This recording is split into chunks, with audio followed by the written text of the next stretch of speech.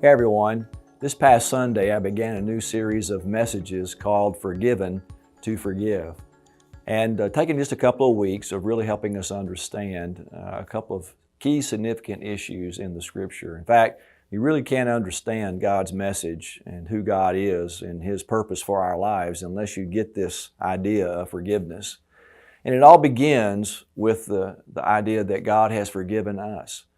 And it starts in the Garden of Eden with Adam and Eve. And everything points to that time when Jesus Christ died on the cross for God to offer us His forgiveness. Christ paid the penalty for our sin.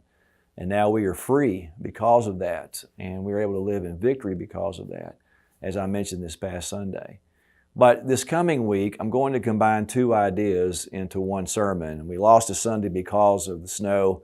But I really want to help us understand that if God has forgiven us, then two things need to happen. That you must forgive yourself and you must forgive others. And I'm going to develop those thoughts because a lot of people have a problem believing that God really has forgiven them of things that have happened in their past.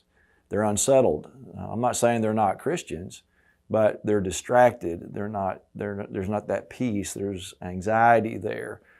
They find themselves struggling with other relationships because of this bitterness or this anger that is there of what's happened to them. And really the bitterness is pointing to themselves and really much deeper than that, as I'll share.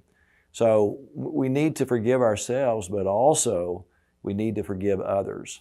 And what happens when we don't do that, and why it's so important, so healthy for us, and really what it's communicating to a lost world.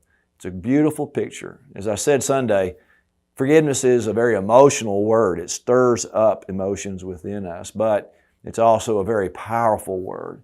It's a very powerful demonstration of the gospel of Jesus Christ. So I hope you'll join us this coming Sunday as we learn more about God's forgiveness. God bless you.